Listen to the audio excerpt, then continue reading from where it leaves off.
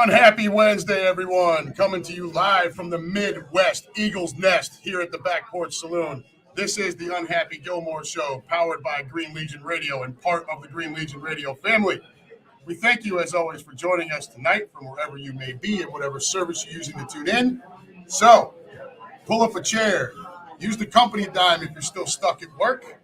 Turn up the volume. Or however, let's get wild, right? Right before the Super Bowl? Let's go. Put an end to day 3 of this week's hostage situation and look forward to tomorrow, Friday Eve. Like I said, we are back here at the Midwest Eagles Nest. Yes, we're official now. My boy here got banners and everything. We're in. It is kicking off. So we are once again back here with my partner in crime, Mr. Michael Solon. Needs no introduction. Normal spiel, y'all. If you're tuning in on Facebook or Twitter, please do not forget to like, follow, share, subscribe to the Green Legion page. If those services are where you're comfortable, we totally get it. But the YouTube channel is the best way to view, listen, or comment on any Green Legion radio show. So please do us a solid. Even if you're on one of these other services, hop on over to that YouTube page, click that notification button, click that subscribe button, and share us everywhere. If you cannot catch our shows live, you can always watch or listen later on any of these services, but also on Spotify, Apple, or wherever you get your podcasts. Room is jumping off already. We're going to get over to you guys in just a minute. I did want to talk again about what's going on here and how awesome this has been. Yeah, no, it's been awesome. Right?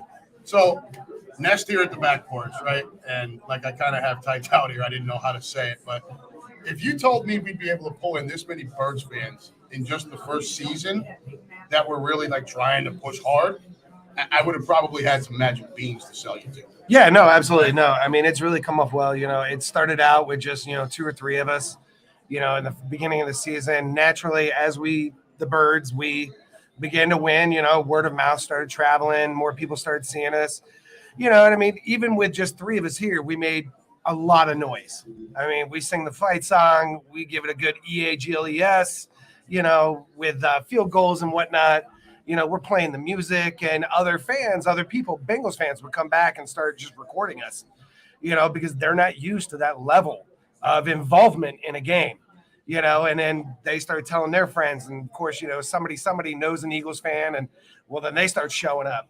Then all of a sudden, we're towards the end of the season, we're going to the playoffs. Then it just exploded. Boom, just blows up. I mean, thank you to the Birds, obviously. Yeah, no, yeah. I mean, they did the work, but I mean, thank you to you. I mean, dude, this is a partnership. Yeah, right. No, absolutely, right? Absolutely.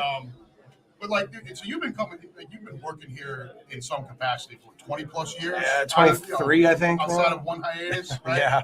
But you've been coming here to watch the Birds for 20 plus years. Yeah. Right? I've been with you for the better part of 17 of those years. Not at any point has it been like this. We've had some good years. No, but I mean, I think we've put in more work now than we ever have before. Oh, for sure. I mean, we kind of traveled a little bit, going to other bars, trying to recruit back in the day. But, Cincinnati is such a transient town that, we would have 1 week, we'd have 10 people. Then all of a sudden, 3 of those people either were in town on business or just transferred out. It was never stable. But now it's at least feeling stable. I mean, a lot of it'll show itself come week 1 of next year. It will. Yeah, that's when we'll really know. And that's part of the post that we talked about the food and stuff. The cheese whiz for the cheesesteaks. Yeah. Go that route just because of the enormous amount of shit you have to order. Right. And for one game, like, look, y'all come back, week 1. All right. Well, I mean, let's be honest. I mean, yeah, whiz is a thing, but Provolone's where it's at. Yeah, Provolone is where it's at. I'm sorry. And, there's not really that much demand for whiz. I mean, I don't know about you listeners out there, watchers, whatever you want to call yourselves, of who loves whiz. I don't know. I'm not a whiz guy. No. But there's nothing wrong with it. I mean, eat your steak the way you want it. That's the beauty of the steak. That is the beauty. Get it whatever way you want it. Provolone, whiz, American, with, without. No, I mean, peppers, mayonnaise. No, I know. I'm a fucking mayo guy. I know. But that's the way I was raised on it from D'Alessandro's. I mean, my dad covered it in mayonnaise, and we ate it. That's the way it was. That's all I knew. Just not on my cheese. Right. Hot mayonnaise. I had a guy today asking me to get marinara on his. Yeah. See, that's different too. Right. It's not. It's like a pizza cheesesteak. Yeah. Odd. It is odd, but hey, to each his own. Any way you want it, right? Any way you want it. So is that going to be a thing here? So run us down. So for the Super Bowl, and I strictly do it for the Super Bowl. We did it 5 years ago when we were here. I brought in Amorosa rolls, and obviously you can get ribeye and you can get provolone anywhere. It's really not, but the key is Amorosa rolls. That being said, I got a phone call Tuesday while I was at home getting ready to come in, and local news reporter John Matarese calls me on the phone and says, "Hey, can I meet you somewhere between noon and 1?" And I said, "Yeah, well, what's the deal?" And he's like, "Well, I want to interview you." He's like, "I've been asking around Cincinnati and, where I should go to do a story on the Super Bowl." He's like, and the Back Porch Saloon kept coming up in conversation. And, and then people were like, "Oh, yeah, we've heard that there's a Eagles contingency there." And he's like, he's like, "Here I am." He's like, "Tell me about the Super Bowl. Tell me what you're doing." And I brought him back and he took some B-roll footage of the Eagles nest. And we did an interview up front. And he's like, "What's your specials?" And I said, we're doing 350, Yingling drafts, 20-ounce drafts. I said, we do Bud Light also. I said, but really the star of the show is the Philly cheesesteak. And he's like, well, lots of people are doing cheesesteaks. And I said, no. I said, yeah. Or he said, lots of people are doing Philly cheesesteaks. I said, no. Lots of people are doing cheesesteaks. He's like, well, what do you mean? And I said, on Facebook, I said, somebody had come across on this site called Chow Down and said, where do I find the best Philly cheesesteak in Cincinnati? And I said, that's the wrong question. I said, your first question needs to be, who uses Amorosa rolls?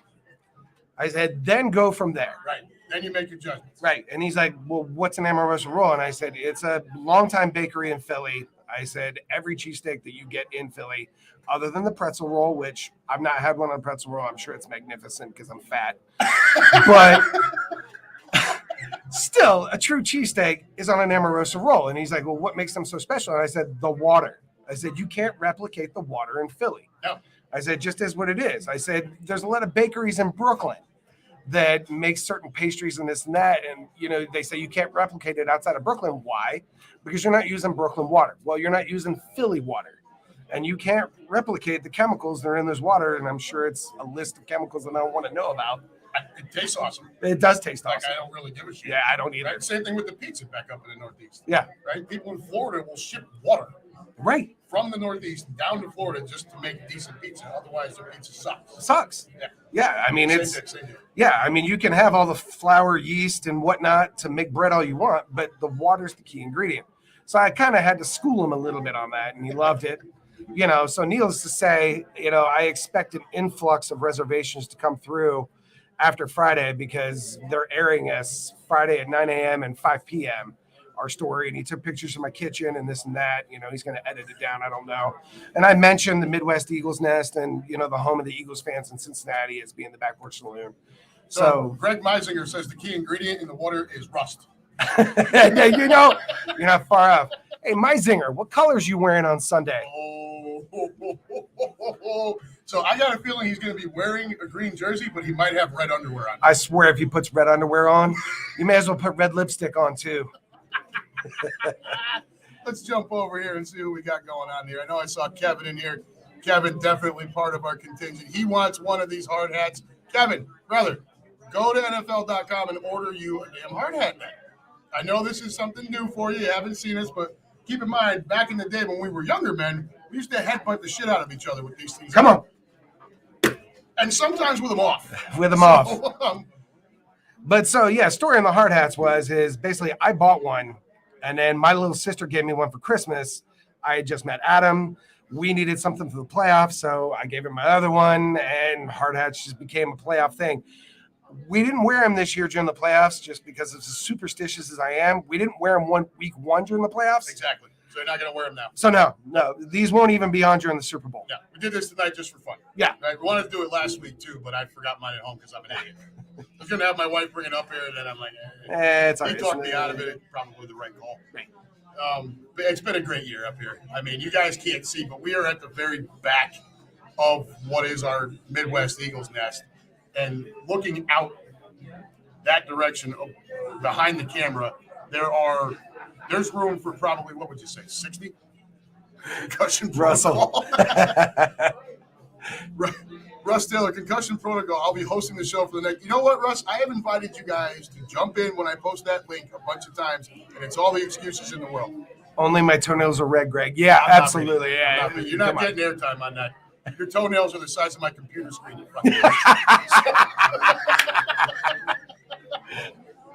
But no, it's been a great year, and shit, the NFC Championship. If you included what was up there, I think we were at.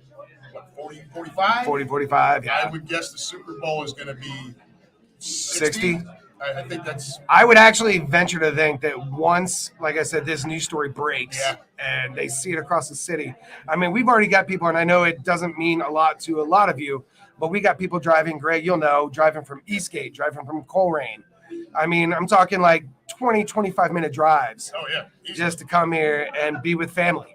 I mean, shit, that one dude, Mike, the big tall guy, he comes up from, I think, is it Batavia or Amelia or something? I mean, it's about 20, 25 minutes. Yeah. I mean, I drive to Milford for work, and it's a half an hour from my house. Yeah. And that's even perfect. So, I mean, they're coming from all over, and it's what we wanted. It's what we asked for.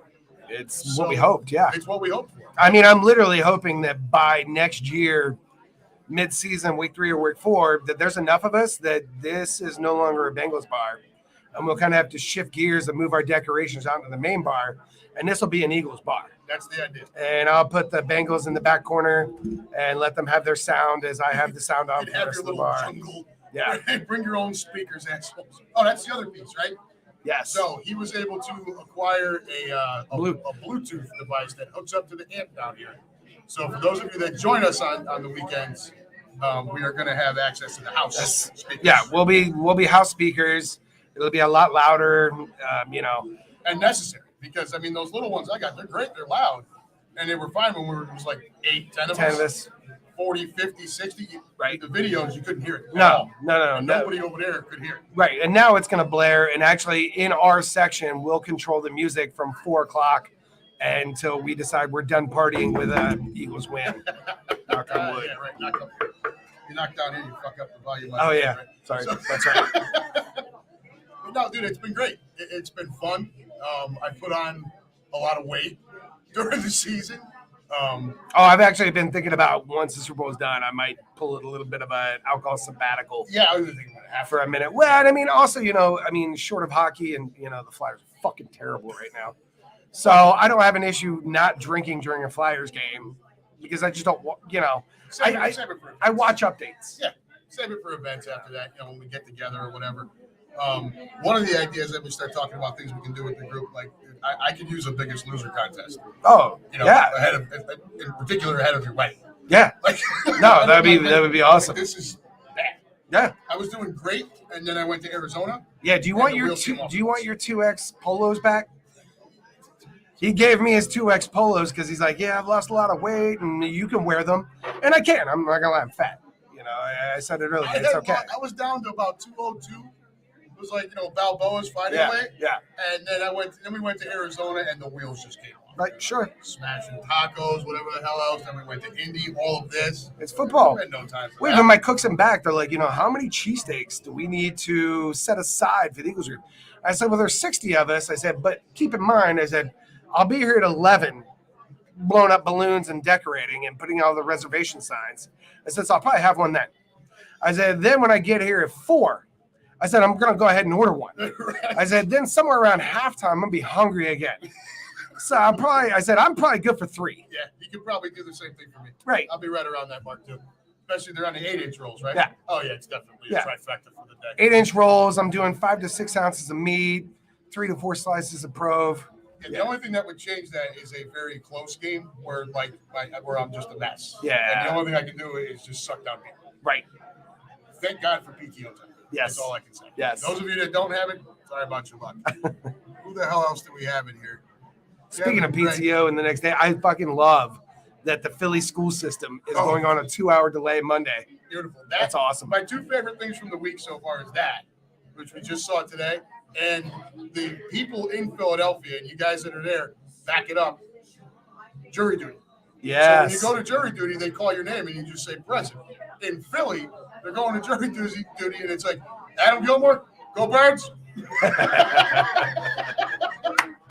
So it's and then you saw the plane come in. You heard you heard the recording from the pilot. Flying goes flying, go birds, go birds. I mean, it's just Chuck's in the room. Chuck, sorry, it's been a long time. Dude, you good, brother? We are always appreciative of whatever time anyone has to be in here and yuck it up with us or heckle us or whatever it may be. Lou Mancini in the room. Love the battle attire you guys are rocking. I'm ready to spontaneously combust. Brother, you are not alone. Just the other day, what was it, Monday night? Yeah, Sunday night or Monday. I woke up at 1:30 in the morning. And then I was like micro naps from there until like 4:30, 5 o'clock. So I'm a ball of stress. Oh, no, so am I. Right now, I'm ready to blow up. No, so am I. I was on my back patio last night and I just started pacing. And see Mom Angie looks at me and she's like, "You okay?" And I'm like, "Yeah, I mean, I don't know. It's just starting to set in, you know." And she's like, "Are you nervous?" And I said, "Well, of course I'm nervous. Absolutely."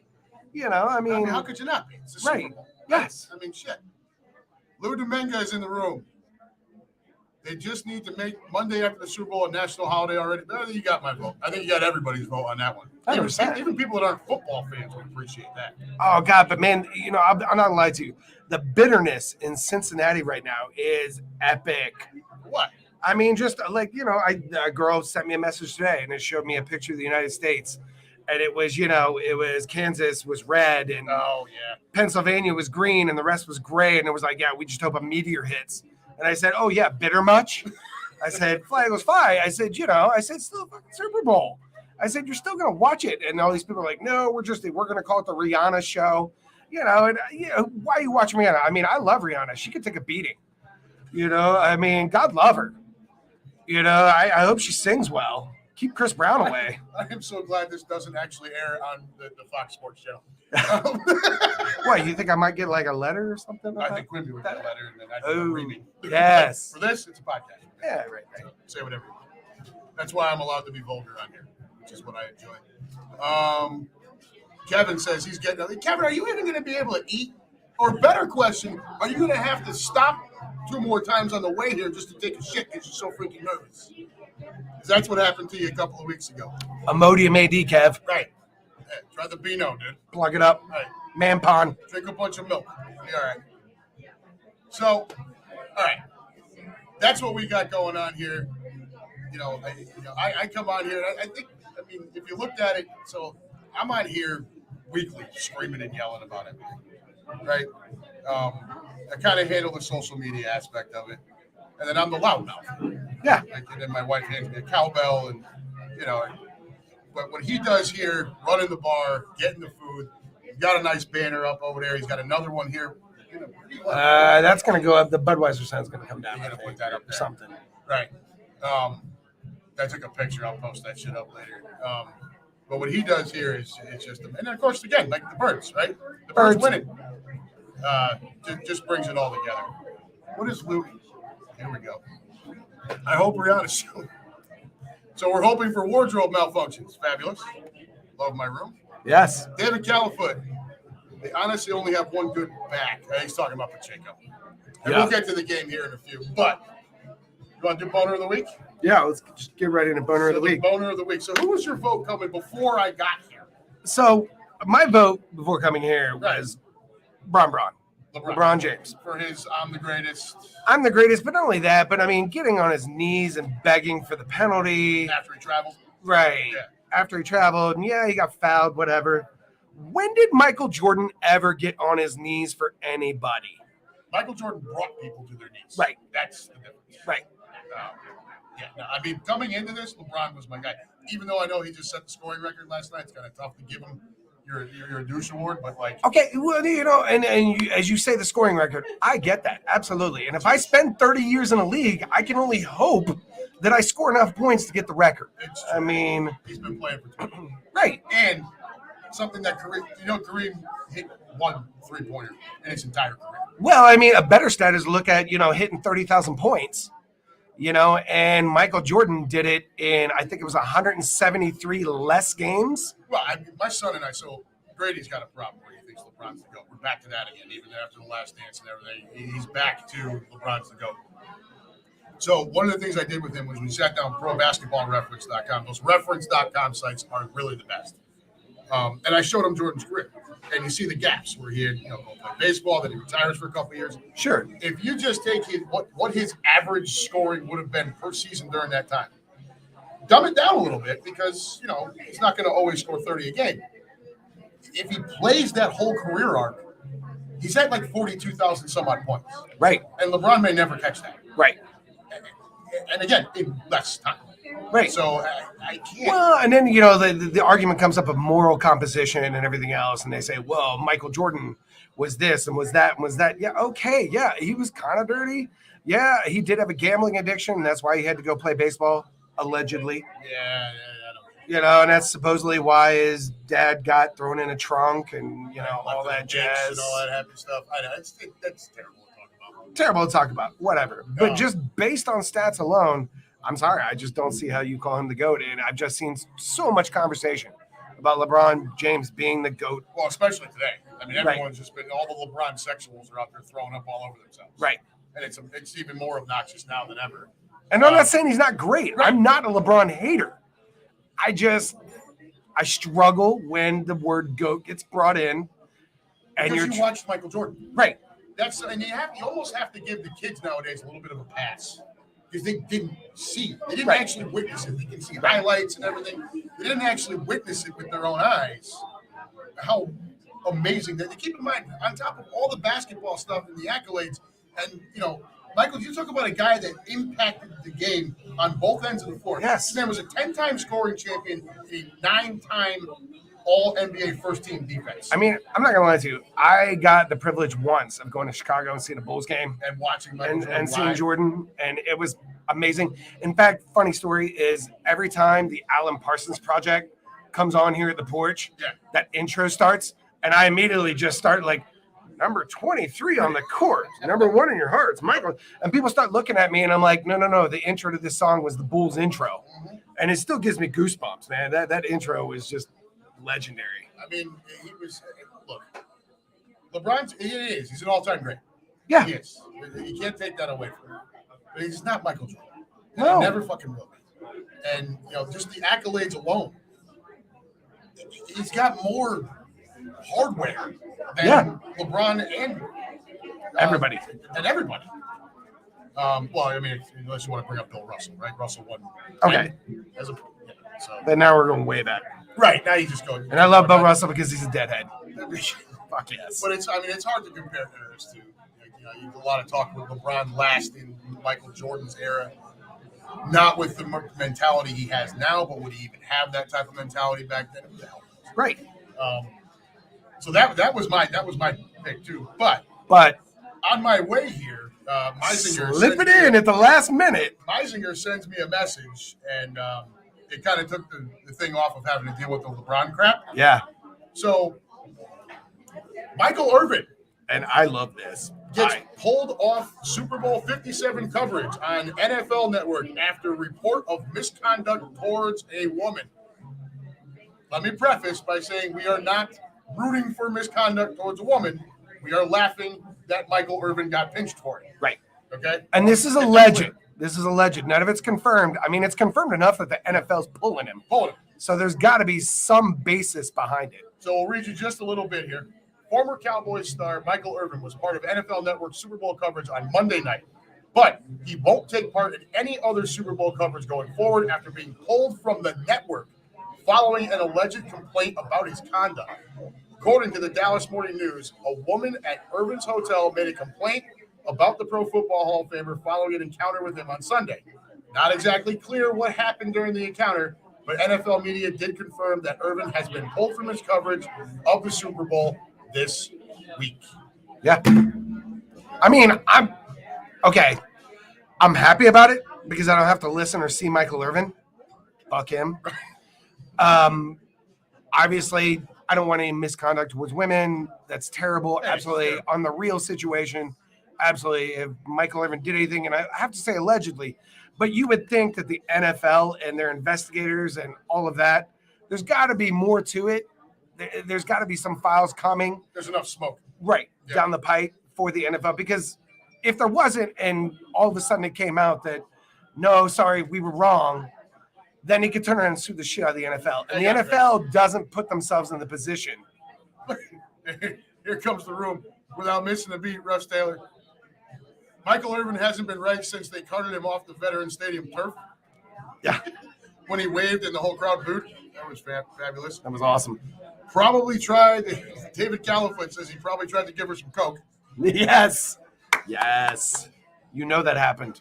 Russ Taylor can't have Coke at a Pepsi Super Bowl. I love you guys. I mean, you talk about a guy that I would not share my blow with. Have you seen the size of his nose? No, sir. Yeah, him and Darryl Strawberry are out. Yeah. We're done here. Right? That's enough. So we came in thinking LeBron. I texted with Mike last night, like, dude, I might need a little help with this. I'm leaning LeBron. And then Meisinger comes in with this thing. I'm like, I mean, last minute, that was clutch, Meisinger. yeah. I'll give you that. Michael Irvin, you, sir, are the Boner of the week. 100%, man. You know, these guys have to know of how much they're in the public spotlight, and everything they do is just under a microscope. That guy has never given a shit. He's never understood that. All right, but this is the first time it's come out.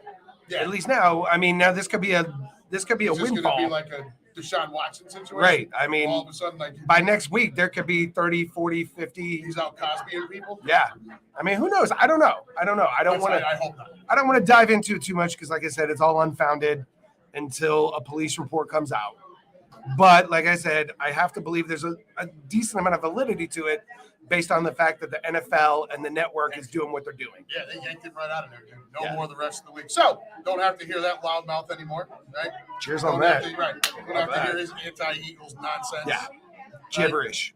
He is not. He's not exactly Micah Parsons when it comes to rooting for your fellow man.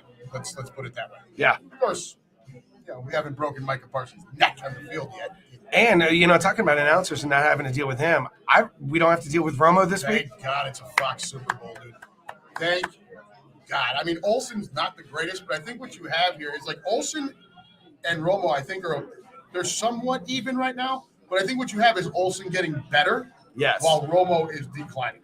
Well, and I mean, It's getting worse. I think Olsen has a better grip on the technicality of the game. Yeah, I agree. Whereas Romo just wants to make it a love fest. When he speaks, I mean, the other day I was listening to Olsen talk about one of the Bengals games, and I'm sitting watching it, and I was just like, I think that's wrong. And then all of a sudden he kind of came over the top, and I was like, oh, I was wrong. Olsen was completely right. Yeah. And I loved that. Yeah, Olsen's into it. And that's what Romo was. But, he's regressed. He's not doing his homework. Significantly regressed. No, he's still trying to rely on the fact that I was an NFL quarterback and I can just spot everything on the field. Well, and I think I talked about it last week. I mean, there's a certain subtlety to the commentator that has to know that certain times it's okay to let game noise happen. Let the game breathe. You are on TV, not radio. Yeah, you That's don't have the to key. talk 24/7. The radio guys, I give them a lot more credit because they have to fill it all, right? Right. You hear some crowd noise, but there's no picture to go along with anything. Right. They have to fill it, especially baseball announcers, the ones that are really good. Sure. Deserve all the credit in the world because there's a lot of dead air, Yes. and you've got to fill that with stories, and that's what made Vince Scully so awesome. Right. That's why he was the best. Right. But these TV guys, a guy like Romo just doesn't get it. And I think Jim Nantz has gotten worse at his job because he's paired with that schmuck. Right. Right? It's like Nantz has to kind of sneak in whatever he can. Well, Otherwise, you can't get it in. I just read a story, and again, I mean, it's the internet, so who knows what's true, what's not. But supposedly Collinsworth had a meeting with Romo to try to coach him. And I'm not saying Collinsworth's the guy. That's the guy. God damn it. I knew you were going to come at me with Let's this. go there. I'm just saying that somebody. Rich Collinsworth. Why not just bring Joe Buck in, too? Right? Get the trifecta of douche lord to train each other on how to fuck up a commentary. I'm just saying, just somebody needed to have a conversation with him of the beauty of silence. Yeah, Herb Street. And that it's okay to not. Herb Street. Yeah. Al Michaels. Yes, Yeah. I was going to say Al Michaels did Yeah. here to work for. Yeah. Guys like that, not freaking Chris Collinsworth. Collinsworth. And the worst part about Collinsworth now is they brought his kid in, too. His kid looks and sounds exactly like his father. Well, sure. So this lineage, it's just going to continue. Collinsworth's going to retire, and then this other pencil neck fucker's going to come in there. It's going to be the nightmare is just going to repeat. Nope, I agree. Maybe Joe Buck's kid will be better than Joe. Right. Be more like Joe Buck's father, Jack, than Joe. Right. Who knows? I don't know. But they got to get better somewhere. Anyways, Michael Irvin's your boner of the week. Boner of the week. Down a rabbit hole with the comments. I love it. I know, right? The other thing I had, man, prop bets, dude. Yeah. Prop bets are fun. Before we get into the meat and potatoes of the game. Right. We'll close with that. Prop bets are always fun. I love betting prop bets. One of my drunken Vegas, Super Bowl adventures many years ago, I blindly was picking prop bets, and it was, this, that, and the other, the over, the under, whatever. And all of a sudden I end up and I won $4,000. And I even know the guy that I was with, my buddy Chad's father, Butch, who got us the tables because they were, platinum members at Harrah's. He comes to me and he's like, "Did you check your ticket?" And I'm like, no, I don't know. I bet a 20-way parlay and put $30 on it. I don't know. Mind you, he actually sounds like that when he's that drunk. Yeah, it's pretty much that. So I go to the window and I'm like, "Hey, lady, can I have like my $5 on this or something?" She's like, "Sir, you just won a lot of money." And I was like, "A lot of money, like, a couple hundred?" She's like, "No, you just won $4,000. You just won $4,000. And I was like, "What?" That's terrible news. I know. She started putting it out, and I immediately just gave Butch $1,000 and was just like, yeah. But I mean, I love prop bets. So let's get back to prop bets. So I think I put down some that looked like fun. And then if you've got other ones that you were looking at, by all means. Well, no, I mean, fun prop bets. I mean, there's always the national anthem. Right. How long is it going to go? Yeah. The coin toss. So the coin toss, I think most of the money, Califoot has in your tails. Right? It's just tails. I think that's where actually most of the money. The weird part about the coin toss is, it's a 50-50 bet. No. Is it really? Well, duh. Yes. It's not the best in the business for nothing, guys. You're an asshole. I was hoping to get you with that. I know, right? Get you off guard. You snuck it in on me. Snuck it on me. So the first one I put down was jersey number of first touchdown scored. Over 11.5 is plus 105. So if you're picking the under here, Pacheco, Jared McKinnon for the Chiefs, A.J. Brown, Devontae Smith for the Eagles. You also get Jalen Hurts on a run. Yeah. Picking the over gives you Travis Kelce, Dallas Goedert, and the entire Eagles running back core, plus any tiny chance of some sort of Mahomes scramble touchdown.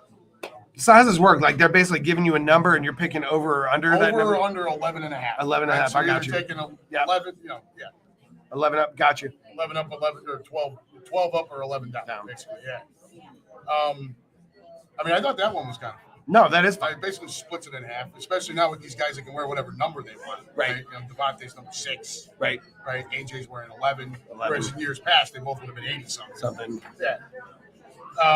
There was also a bettor with the Superbook who placed a $1,000 bet on Jalen Hurts to throw exactly 5 touchdown passes against the Chiefs at 60-1 odds. I mean, I would love to see it. I would love for that to happen. I'd make 60 grand. Yeah, no, 100%. Yeah. But for him to throw 5 touchdown passes, but that's a tall order, brother. Excuse my P's and Q's. I don't know why I'm censoring myself now. I haven't all day, but these are guys with what I like to call fuck you money. Oh, yeah. And you know what? They're just having fun with it. They don't care. No. And they're just betting. As the line right now is, I think it's the Eagles minus 1.5. It's held there. Right. Which is odd. Because the big money bettors, you're going to see it shift on Saturday. You think? Yeah, I think your $1 million bets, your mattress firm guy, what's yeah, but he's going to drop $2 million on something. Drop $2 million on these nuts. Some expensive nuts, sir. Hey, look, let's pay me $2 million. But your big East Coast money is going to come in on Saturday, and I think if the line moves, that's when it's going to happen. I would imagine that. I don't think it's going to move more than a point or more. You're not going to get to a 3-point spread. And I thought it would. It opened at like 2.5 birds. And I think it was 2. Well, with the Super Bowl, you can't equate in that 3 points that you get for home field advantage. It's a neutral site. It's a neutral site. Granted, the Birds are the home field team, but that's not good. No, it really doesn't. I can tell you, I would expect that crowd to be more leaning green than red. I would think so. Yeah, I think we travel better. I saw it firsthand out there in Arizona this year. Yeah. So there's a massive Eagles contingent in that area already. Not to mention the droves of folks that are going to come from Philadelphia and wherever else. Well, I mean, you got the droves of folks that, I mean, I'm sorry, you got all these corporate tickets floating around. Yeah, well, that's And they're just going to vendors, and it just depends on who they decide to pick. AFC, NFC. You know, they're not really players in the game, and I think a lot of those people they sit in their luxury box and don't even watch the damn game. They don't. It's really a shame. I think should be geared more towards actual fans, whether it's Birds or Chiefs. No, but they price it out of any of actual fans. They do. So to your point about the national anthem, performed by Chris Stapleton this year. So that's cool. Yeah, that should be cool. The over under is 2 minutes and 5 seconds. So minus 135 for over 205. I will say 105 for under. I'm taking the under on this. I find that female singers tend to be a little more breathy during the national anthem because they all Whitney Houston. Yeah, Whitney broke. They all want to pull Whitney Houston and kind of drag that home over, and and really just drag it. So I think, truth be told, nobody's ever approaching that before. No, that was the greatest national anthem to ever be sung. I mean, it still brings a tear to my eye when I watch it. I don't care. I do it. I watch it. Screw you, Bobby Brown. Right. I'm not saying that he was the cause, but he didn't help it. What do we got here? Keenan chimes in. Majority of tickets are being sold to PA area folks. Well, that's just terrible news. Yeah, right. That's awful. I think you're right, though, man. I think what you end up seeing is a very vanilla kind of crowd. There's constant noise, but there's cheering no matter what kind of play happens, right, sure, on either side. So you don't really get a real feel for where it's actually favored. If Keenan's right, then maybe it'll be different. But, I mean, look, the only noise I'm concentrated on that day is right here. Right here. Yeah. No, 100%. Just the noise that we're going to bring all day. Oh, no, I fully anticipate there might be tears. I'm going to lose my voice. Oh, the whole week will be a disaster. Yeah, no, I mean, when I get home, it's going to be a lot of liquid IV, which I don't know. Nonsense. Yes, liquid we IV. Talked about it on here. Oh, yeah. Liquid IV. Yeah. On the Fountain of Youth right there. 100%. I mean, no, yeah, absolutely. After a good night of drinking, couple Adderall, liquid IV, I'm ready to go. Let's take the world by the bull. Yeah, well, I got money. Let's go. Yeah. So, will any scoring drive take less time than it takes to sing the national anthem? So if you're going under on the anthem itself, it's under 2 minutes and 5 seconds. That's a quick drive. Yes, I think the Eagles can do it. So you're thinking. So let me see if I know where your head's at here. You're thinking turnover plus territory, quick strike. No, actually, I'm thinking or you're just thinking blown secondary, big play, Smith or Brown. Smith or Brown. I would love it to be Goddard. Just because the whole Kelsey thing. Yeah. But he's but he's not going to go that deep. I mean, he would have to ball someone. I just take off. Right, just face plant. But no, I mean, God love A.J. Brown, and I do love him. Yeah. And I love the fact that the plaque above his locker says "always open." On this stage, and it makes me nervous, but it doesn't. I hope that Hurts isn't trying to force him. Well, he didn't last week, and all the sexy talk going into last week was that it was going to be Brown. He did, right? And he did not force it. Of course, we also got away with calling a lot of vanilla offense once. I mean, that game was a disaster. No, it was. Yeah, it was a mess. I mean, they had to bring Purdy back out there with his busted arm. You knew that at that point. Why didn't you just leave McCaffrey back there and run Wildcat? Right. I'll never understand Shanahan. Let him throw. I mean, you got this kid in there that's got a torn UCL. I mean, granted, they didn't know that at game time. No, but they knew he couldn't throw. Right. And they obviously are pumping him full of drugs in the locker room. No, they had to. To make him not feel his arm. Like, what's the point there? Like, I don't get that. I don't understand it. Shanahan was out coached from the coin toss. Well, I know he was. And we talked about that last week. Yeah, for sure. Commercial to play first. Doritos at plus 105. M&M's at minus 135. Oh. All right, so no Budweiser, no Bud Light, no car commercials. I mean, obviously we know Bud Light and Budweiser are the sponsoring beer presenter. Yep. So, I would imagine their commercials come later. I don't know. Yeah, no, I mean. More impactful time, not the first time out or whatever like that. Right? I'd take M&M's before Doritos. M&M's before Doritos? Yeah. I'm more of a savory guy, not the sweet. I'll go with the Doritos. So here's one of my favorite ones. Will a player record an octopus during the game? That is the player that scores the touchdown and then also gets the 2-point conversion. The 8-point octopus. That's right? crazy. That's a crazy stat. So yes, it's plus 650. No, it's minus 1,400. I gotta say, no, it doesn't happen. Right. It's a tall order. But like, so think about it. If we're on the goal line and it's a handoff to Miles Sanders and they go for 2. Right. It's another handoff to Miles Sanders, and he gets a touchdown. He's got the touchdown, and then he becomes the octopus. It's possible. I mean, anything's It's possible. not likely, No, but it's possible. but that's Vegas. That's Vegas. Here's the best one. Well, one of the best ones. Will both Kelsey brothers score a touchdown? Yeah, no, I read that one earlier, and it's no. I mean, it's just impossible. I don't know. Plus 15,000. Will both Kelsey brothers score a touchdown? So I don't even know the math on this. Travis is getting in the end zone. But if I'm a millionaire and I can bet $1 million that both Kelseys, we had that boner of the week. Yeah. Where homeboy bet, I forget what it was. Was it $1 million to win 11,000? Yeah, he bet 1.4 million to win 11-2 and lost it all because Jacksonville came back and beat San Diego and beat the Chargers. How does our Kelsey score a touchdown? I don't know. I just like that the thought is even entertained. That's got that's got to be the safest bet. Dude, it's the whole sexy part of the Super Bowl, right? The Kelsey brothers and all that. Have you seen the crap they've been giving their mother on the podcast? Oh no, they've just been letting it. Who you rooting for, Mom? Who you rooting for, Mom? And she just won't. She won't play. She just gives them hell right back. It's great. That podcast, it's the number one podcast in America. Oh, 100%. It should be. It should be. Those guys are animals. They really are. So then you have the Gatorade shot. So you have lime green yellow at plus 125, orange at plus 250, purple at plus 650, red at 700, clear or water at 700, blue at 900, and blue at 900. That's the end of the line. I feel like I saw blue a couple years back.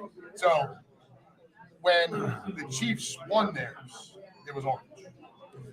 Well, I guess my question would be, I mean, look at film footage from practice and everything else and see what colors. I can tell you, the birds are not going to have red Gatorade on them. No. That's not going to happen. Or probably yellow. I don't know. It depends how superstitious they are. Right. I mean, what do the players like to drink? And you've got to know that from training camp, I would think. Yeah. Oh, for sure. I mean, the clear water one is kind of interesting. You think that ends up being the thing. Yeah, but I don't even think they drink clear water. I don't know. Clear Gatorade. I mean, or but not in it's water in the bottles, but yeah, I don't think it's in the coolers. Maybe it's a whole cooler full of liquid IV. Right. Oh, I like the proposal. Yeah. Is there going to be a proposal? Yes is plus 600. No, negative 1,200.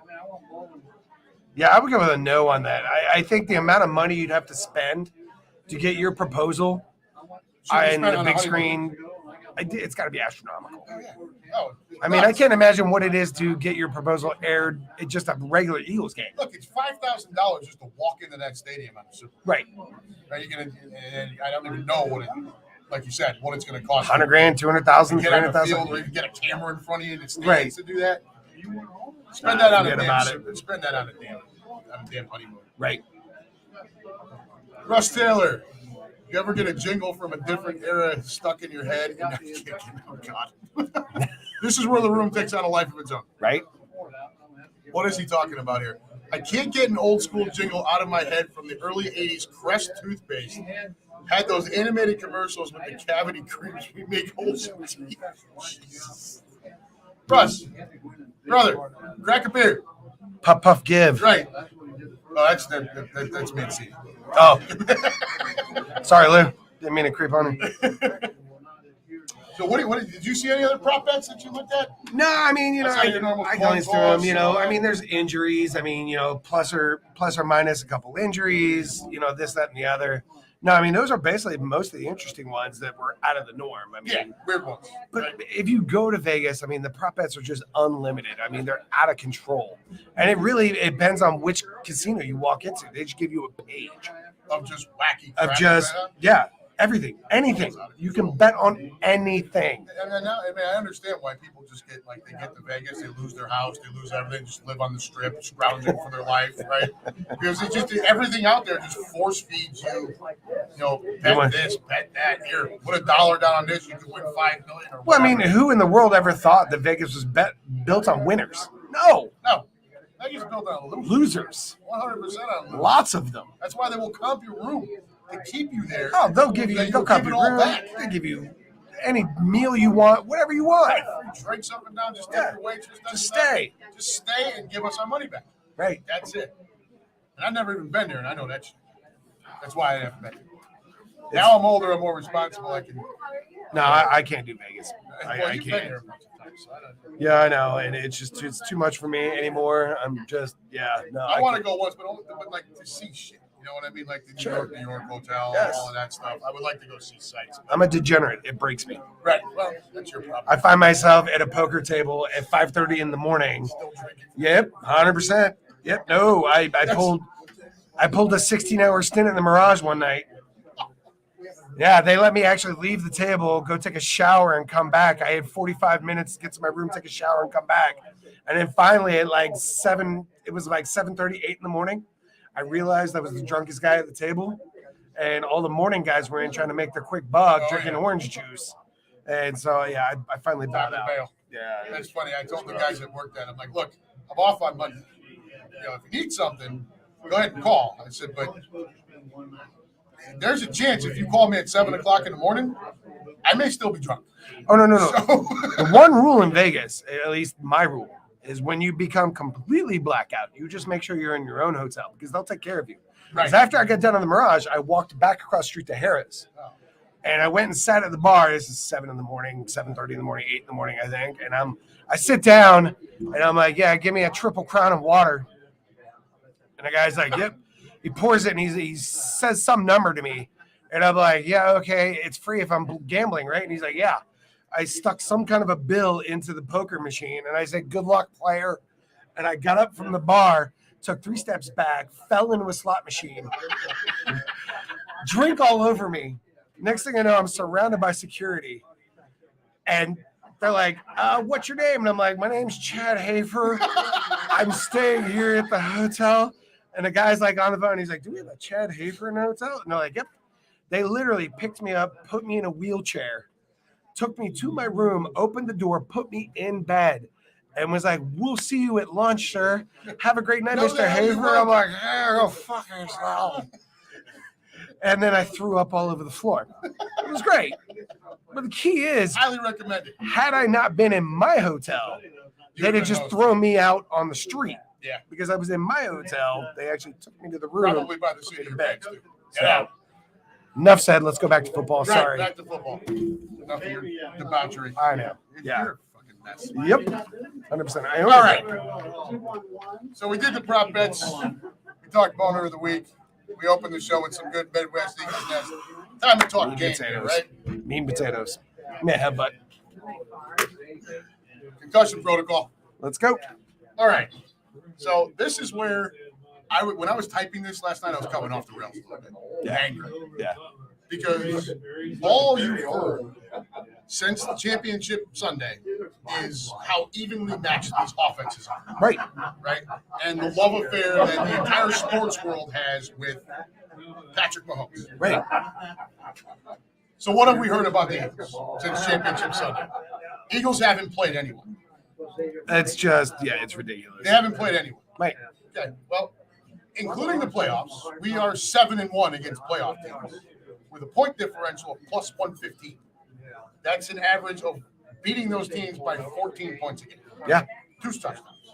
Haven't played anyone. Nobody. 8 contests versus playoff teams. 7-1, averaging winning by 2 scores. Right. Fuck off. Right. I mean, we're 9-1 against winning teams this season. And I think the whole thing, everybody talks about, the rankings, everything else. Well, that was from last year. And half the teams that were good last year are terrible this year. Yeah, well, that happens. So you really can't talk strength of schedule and equate that into what's going on this year. No, I mean, the entire NFC East was much better than anyone thought it was going to be. I mean, flat out, the stats are there. We're 9-1 against winning teams. Yep. 9-1. I mean, we're up there with I think it was the 85, 86 Bears. I mean, it's a select group of 5 teams in NFL history that have gone 9-1 against winning teams. I don't know. Screw that argument. Keenan Harmon says he wants the ball first. I want to score first, and then I want to whoop Mahomes' ass so bad his wife storms the field. I mean, amen. Keenan, I'm good with everything else you got there except wanting the ball first. I want the Chiefs to have the ball first so we can assert our will on defense first and then go score. So we're on the same page, just a slight difference. I mean, I like that, but I'm not going to lie. I did enjoy marching down the field, minus the questionable catch at the end of the first drive against the Niners. Right. That was Shanahan's fault. Man. Smith knew he didn't catch it. Right. He's up, come on. Yeah. Let's go. So, another one. The Eagles got lucky that Purdy didn't play the whole game. Yeah. Okay. So we were not. Look, Brock Purdy was not coming into the link and behaving like Joe Montana. No, that was 100% never going to happen. No, 100% not. So it was a really different animal. We talked some of this last week. Yeah. Right? And I openly admitted that I would concede a touchdown. But 24-14 is as far as I'm willing to go. Yeah. Right? Brock Purdy was not going to make that big of a difference. No. He just wasn't. No. Even if that one hit doesn't injure him, the scheme that Shanahan had out there to try to stop Reddick was still off. Right. Reddick was still chasing him down. Again, Shanahan, terrible game plan going in, and it resulted in 2 of his quarterbacks getting smashed en route to a 31-7 beatdown. Yep. Sorry, dude. I'll give you a touchdown back. Fine. Got it. You can have that. Yeah. We're still beating you by 2 scores. 100%. And we're still on our way to the Super Bowl. All day. And CMC and these guys coming out and Kittle coming out and saying, "Oh, we're not watching. We hope that both teams lose." I mean, come on, really? Get off it. You took a loss. Take it like a man. What, did you hear the Giants? No. I think it was Thibodeau. We would beat the 49ers. No. The 49ers would have beaten you and Josh Johnson. Yes. So you saw the trouble that we actually did struggle to move the ball. Yeah. Even without. Well, I mean, like I said, we were playing the number 1 defense in the NFL. And they acted like it. I know the score doesn't look like it, but they hung in there for a good long time. They did. Well, they just got gassed. Yeah, you can't spend that amount of time on the field. And again, play call. Right. One of my favorite ones. Brandon Ayuk saying the Eagles' defense is suspect. Let me go. How about it? Real easy to run your mouth there, Ayuk. And I don't know if David Conant or Fito are listening, my resident 49er fans. But maybe if your coach didn't try to block the best edge rusher in the freaking league, who, by the way, has 19 and a half sacks in 19 games, with a freaking backup tight end, your quarterbacks would have survived, and maybe you would have had more than 1 catch for 10 yards. Okay, Mr. I'm the best receiver on the team. Right. Shut up. Defense is suspect. You scored 7 points. 7. We knocked out our quarterbacks. Yes, we knocked out your quarterbacks. If you went into that game with both of them hurt, got it. Sure. Different story. You walked into that game with your Messiah, Brock Purdy, and we smashed it. Right. So eat my ass with a spoon. Yeah. Repeatedly. Yeah. Fuck Brandon Ayuk. But and that's the whole thing of it is everybody looks past it. I mean, like I talked about last week, Bengals fans were looking past it. It's the playoffs. It takes 1 bad game. That's it. 1. The season's over. And that's it. It's done. And whether that bad game is because your quarterbacks got knocked out, because your defense didn't show up, your secondary slipped and fell because of the turf monster, whatever it is, it's the playoffs. There's no coming back from it. Your coach tries to block the league's best edge rusher with a backup tight end. Backup tight end, right? Absolutely, the whole 9 yards, the whole thing of it, and it just to sit and just piss and moan about it. It's a loss. Next year, let's go. I mean, unfortunately, everybody hates to say, look at next year, and I hope we don't have to by the end of Sunday. Right. But it is what it is. You can't sit and just constantly blame everybody else and everything else. I feel like the players that do that, you're just showing your ass. I totally agree. And for a guy like you, this is a run-first offense. Shut up. Take your loss as a man and move on. Come back at it next year. Nobody wants to bite the soap, but you know what? Somebody has to. Don't drop the soap. Andy Reid teams are 29-6 coming off a bye week, 22-3 during the regular season, 7-3 in the playoffs. Impressive. We enjoyed a lot of that when he was our coach. We did. However, he's 1-2 in the Super Bowl. Yeah. Okay? Which, correct me if I'm wrong, comes after a bye week. So of his 6 losses after a bye, a third of those come right now. I don't see the clear advantage here, no matter how much ESPN and whoever else want to try to shove it down our throats. Right.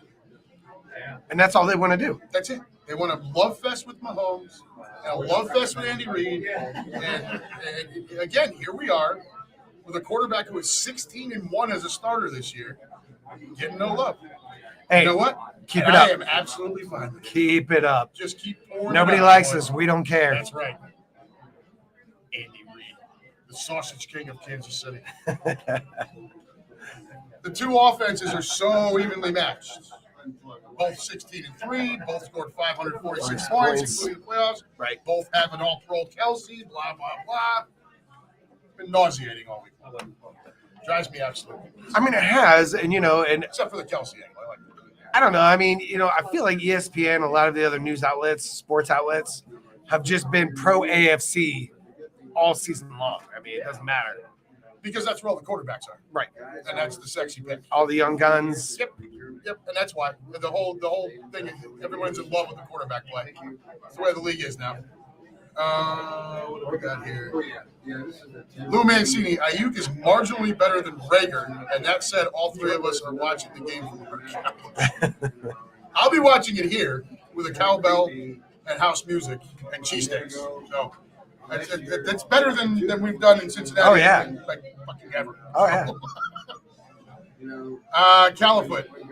No, he is 1-2 in the Super Bowl. So he got the one win with Kansas City. He also lost one with Kansas City, and of course, lost the one against the us. Patriots. Right, the McNabb Butte game. Yeah.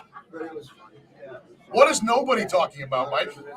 Nobody is talking about the defense. Nobody's talking about, and why is that? Weird. I mean, Casey's got the number 19 secondary in the league. I mean, they've got some great edge rushers. We talked about that earlier. Well, Chris Jones is a freak. Right. They list him as a defensive tackle, but he will line up all over the place. Right. But no, I mean, Eagles defense outweighs Casey's defense. Oh, yeah. Significantly. In the trenches on both sides, I think we've got it. But, I mean, why is nobody talking about the defense? Because it doesn't fit Patrick Mahomes' love. Well, 100%. Is that why? No, it doesn't fit the narrative. Right. Everyone wants to just give him all his love Right. because he's going to play on his little hurt ankle. Well, and that's it. No, and I mean, everybody's going to bitch when Riddick puts him on his back. And that's happening. Because he's going to take a misstep. Yep. Like we talked about earlier, you kind of brought it up, the fact that there's a good chance that once drugs wear off out of his ankle, he's going to be a half second, maybe a full second slower. And that's all we need. That's all we need with those rushers is 30, half second to a second, and it's game over. It's lights out. Nobody they don't want to talk about that. No. They don't want to talk about where the Birds have what I believe is a clear and decisive advantage. Nobody wants to talk about the fact that we are 3 sacks away from the all-time NFL sack record in a season. 3. Yeah. And honestly, I think the D's going after that. Yeah. All day. Started up front. I mean, it puts their defense, the 22-23 Eagles defense, into legendary status. Absolutely. Started up front, 78 sacks in 19 games. 8. Dude, that's averaging 4+ a game. The Chiefs' O-line is number 1 in pass block win percentage. Right. They've not faced the defensive front like this. Well, and I asked you that earlier. I talked to you about that, and I said, as I read that stat, that the Chiefs' defense the Chief offense have given up the second least amount of quarterback sacks in the NFL. Yep. My question to you was, because I didn't read up on it, I didn't do my homework. Who have they faced? What defenses have they faced? I mean, has it been butter defenses that, don't sack for shit? Well, you look at Denver. Denver's defense is good. Right. The Raiders have Max Crosby. Yes. Right. So they've faced guys that can get after the quarterback. What they've not faced is a hateful 8, like the deep-ass rotation that we put out there. Right. where we just, as the season went on, I started to believe more in what Gannon does. He comes out with just that front four, but then rotates constantly, where it's just they're pushing and pushing and pushing all game long until finally come that second half, that offensive line, they're tired. They can't breathe. Right. And then the hammer comes out. Right. I started to Then you believe. send the house in. Right. And Sure. oftentimes you don't even have to send the house. If that tackle, or if they're dumb enough to put a tight end out there again, is just worn down enough, there's no way they're going to blow right by him. They had to have watched game film, and they have to have some kind of answer for Bennett. Right. He's going to have to chip, and I think. I'm not gonna lie. I mean, who on this page? We all love Andy Reid. We do. I was so happy for him when he won his first Super Bowl with KC. I wanted to see him win that Super Bowl with the Eagles. I love Andy Reid. You know, if he can't beat you, he will eat you. I mean, I love Andy Reid. Hey, man. I mean, everybody wants their head coach to have a mess of a family life because you've given everything to the NFL.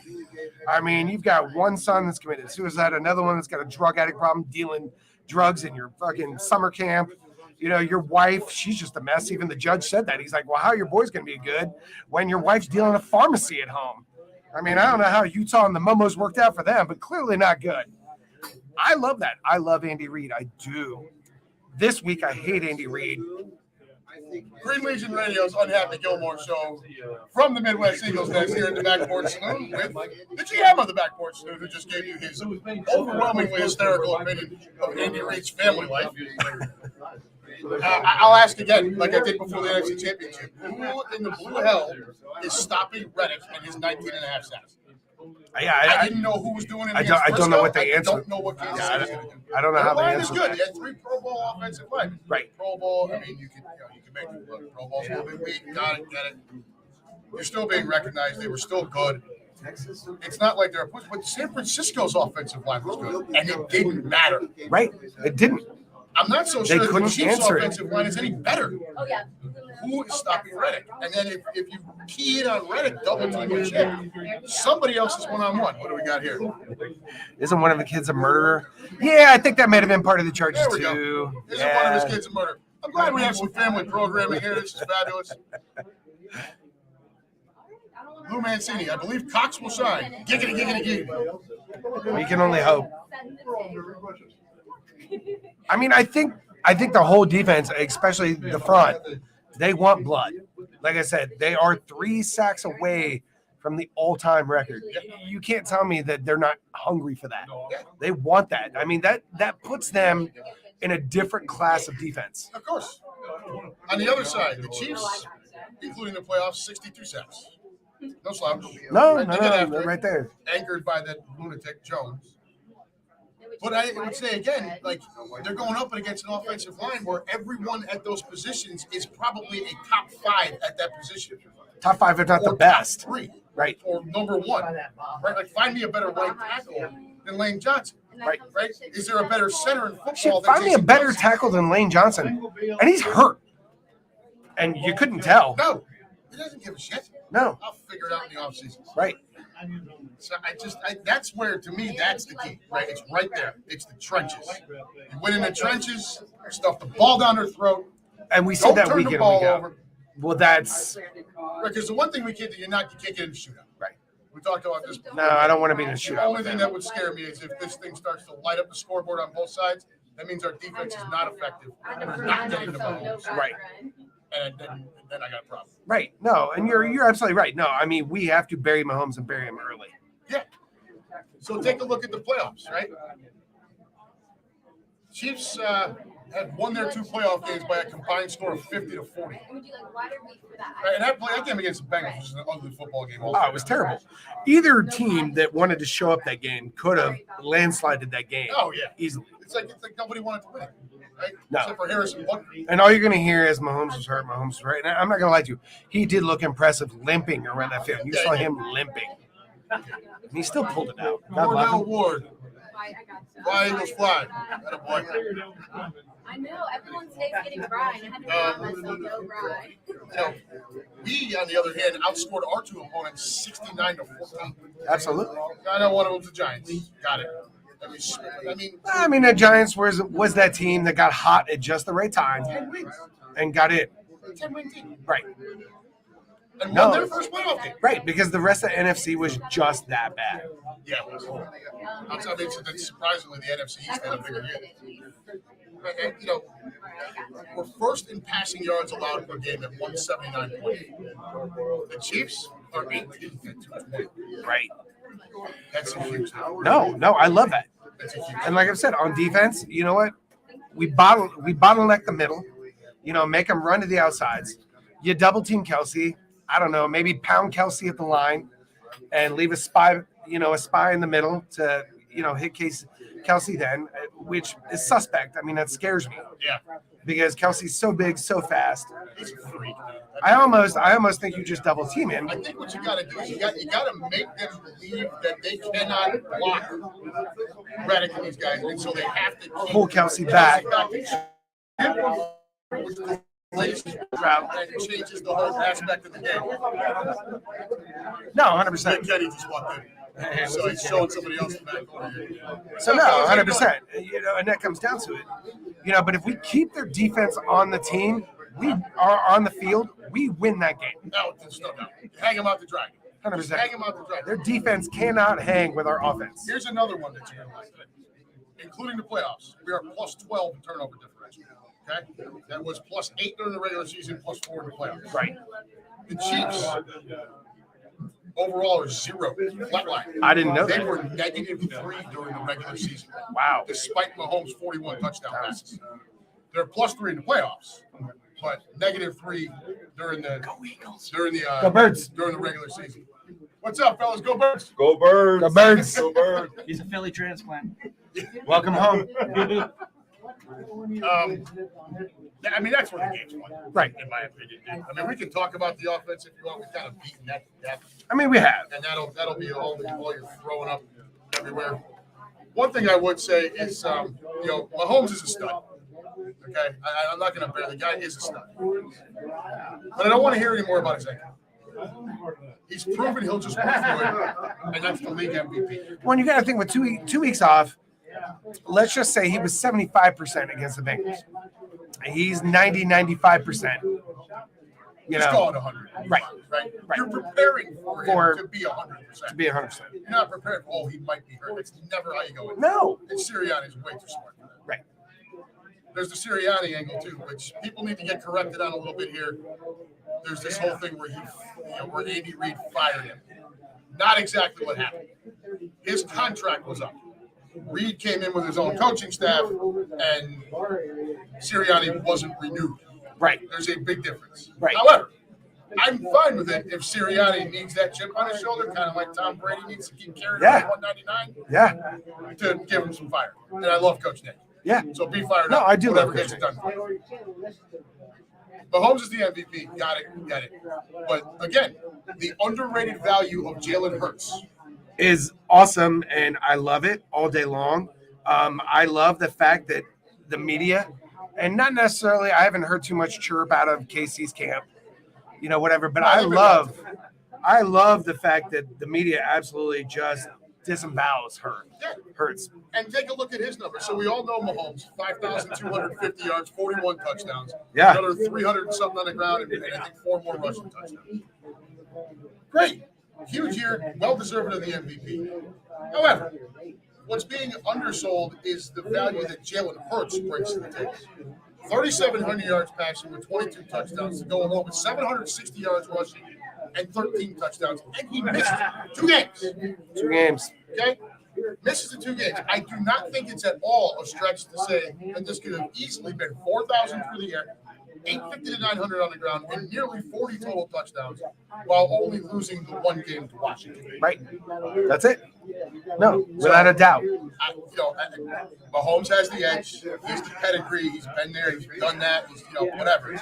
But I'm telling you right now, it's not that big of an edge. There is a hunger and a fierceness in Jalen Hurts that I'm like, Jesus. It almost feels like Rocky and Clubber Lang with those two, doesn't it? Where Mahomes is Right. kind of civilized and Hurts is like Well, because Hurts is still carrying that chip on his shoulder From Alabama. Yep, which was my favorite part about that kid. He And had this that is- humble pie in college. Everybody telling him no, telling him no, telling him no. You know, and now he's like, no, I'm telling you no. Right. He's like, I'm winning It's this like, shit. I'm not even saying anything. Watch. Watch. Yeah, QB1 on the field. You think he benches or squats 600 pounds because he wants to? No, because he's an animal. And because somebody told him no. If you watch him in his interviews, I think he does it because he likes to. Right. And he likes to tell you, I can squat 600 pounds. Yeah. Mahomes can't do that. No. I'm not even sure I Kelsey don't, can do yeah, that. I was going to say, I don't know how many, quarterbacks. And as we're talking about this, I want to give a little shout out to Howie. I don't know how many guys have seen this. It's been everywhere. And it's awesome. It's awesome the fact that Howie has drafted us the team that he does. And, I've been kind of talking about this week, and as other people have been talking to me about it, like, how pumped are you for the Super Bowl and blah, blah, blah, blah, blah. And I'm like, obviously I'm nervous and I'm excited for the Super Bowl. I love it. I'm equally as excited for next year's NFL draft. Oh, yeah. I'm like, in the back of my head, I'm already thinking about, like, what are we going to do? Well, I mean, so here's another angle to look at for the Super Bowl. Right? It's something Quimby touched on over the weekend. And it's something I wanted to touch on this week, and I'm glad he did. There's 15 guys that are up for contract. what is a big, yeah.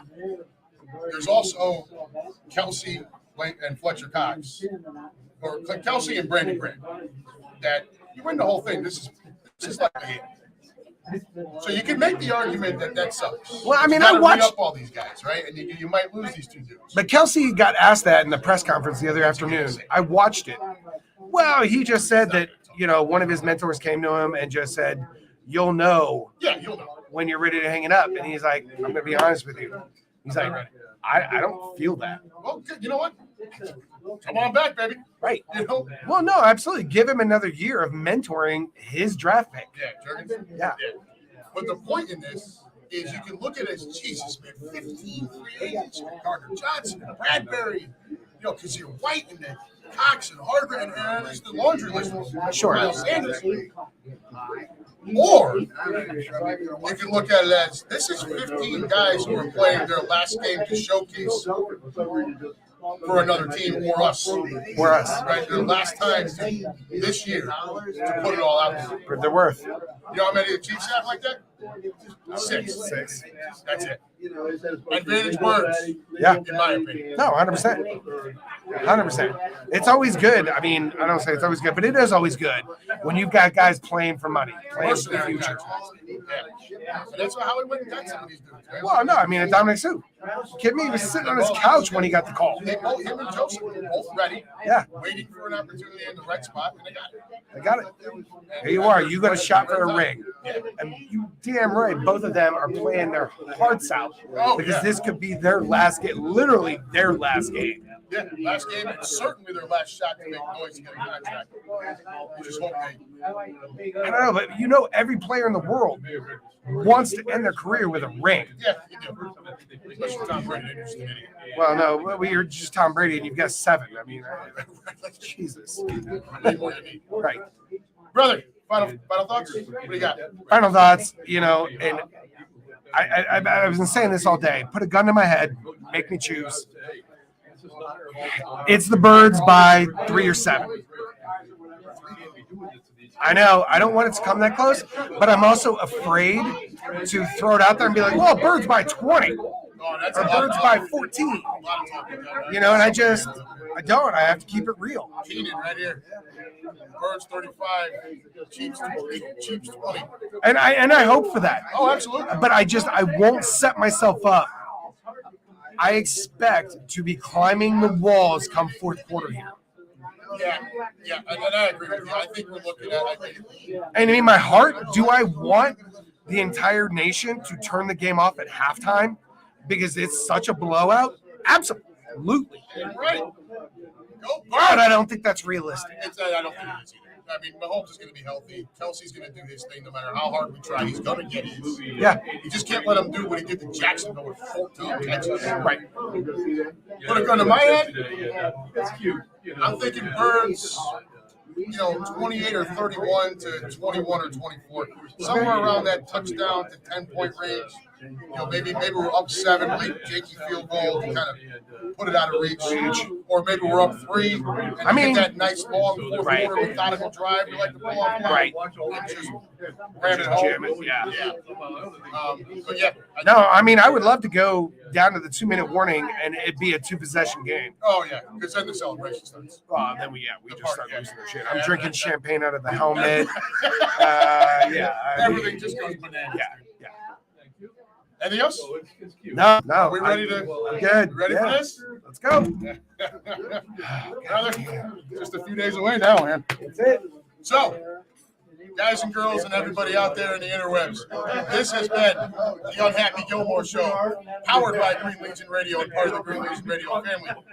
For Mike Solon, for the Back Porch Saloon, for the Midwest Eagles Nest, y'all have a safe week. Be safe on the Super Bowl. We all know the police will be out in full force, so take an Uber or something. Don't drive. And as always, Go Birds! 2 BLTs, 1 2.